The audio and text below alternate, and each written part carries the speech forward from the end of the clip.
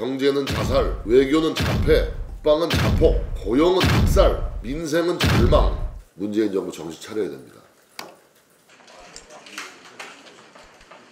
근데 이 문재인 정부는 취임 2주년을 앞두고 있는데 한마디로 국민들을 속여온 게 아니냐 이런 생각을 지을 수가 없어요.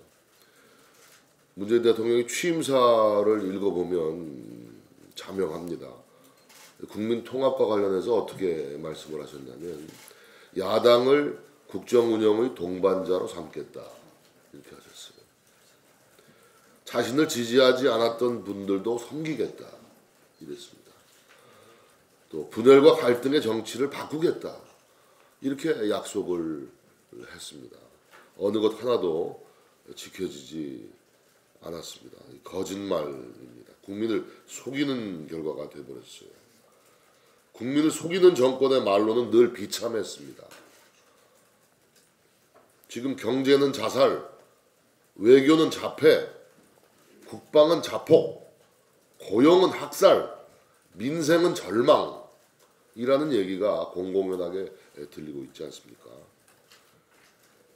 선적폐청산 후 협치 같은 얘기 이런 건 대통령의 언어가 돼서는 안 됩니다. 국민에 대한 대단한 결례죠. 대통령이 이런 언사를 쓰면 안 되는 겁니다.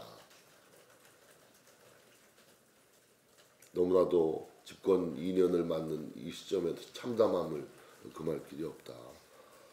더더욱 참담한 것은 바로 이 북한의 탄도미사일 발사에 대응하는 정부의 자세입니다. 자, 여러분 이 그림에 무슨 차이가 있습니까? 미사일이 아니라고 하는데 미사일 맞습니다. 탄도미사일입니다. 탄도미사일. 자, 북한이 발사한 미사일과 러시아의 이스칸데르, 우리의 현무투 미사일. 우리의 현무투 미사일이 바로 사실은 러시아의 이스칸데르가 베이스가 돼서 만든 게 우리 현무투 미사일입니다. 이 세 미사일은 거의 샴쌍둥이처럼 닮았어요. 똑같이 생겼습니다. 재원도. 이 세 개의 미사일, 탄도미사일입니다. 탄도미사일. 미사일이 맞는 거예요. 청와대와 군 당국의 대국민 답변은 틀린 겁니다. 자유한국당이 발표한 게 맞는 겁니다, 여러분. 탄도미사일입니다. 9.19 남북 군사합의 위반, 유엔 결의안 위반이에요. 더 이상 얘기할 필요가 없는 거예요. 유엔 안보리 결의 위반, 9.19 남북 군사합의 위반입니다. 자, 그런데 더 큰 문제가 무엇이냐. 여러분 우리 군의 기본 방어 체계가 삼축 체계라는 말 들어보셨죠? 킬체인, KAMD, KMPR. 킬체인이라는 것은 북한이 핵미사일을 쏘기 위해서 액체 연료를 주입하는 걸 사전에 탐지해서 우리가 선제 타격을 하는 게 킬체인입니다.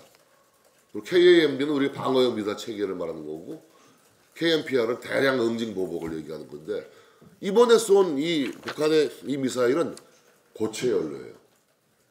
그리고 텔이라고 불리는 이동식 차량에서 어디서나 쏠 수 있어요. 그러니까 우리의 삼축 체계, 킬체인, KMPR 다 무력화되는 겁니다. 우리 군 방위 체계를 전면적으로 재편해야 돼요. 사전 탐지 선제 공격이라는 것이 이제 할 수 없게 되었습니다. 고체 연료를 사용하는 이 미사일을 개발했기 때문에 이거는 이번에 발사한 북한의 단거리 탄도 미사일은 신형이에요, 신형. 하이브리드예요, 하이브리드. 이런 걸 뻔히 알면서 국민을 속이고 있는 겁니다. 예? 지금 청와대와 군 당국 아니면 자유한국당 둘 중에 하나는 누가 국민을 속이고 있는 거 아니에요?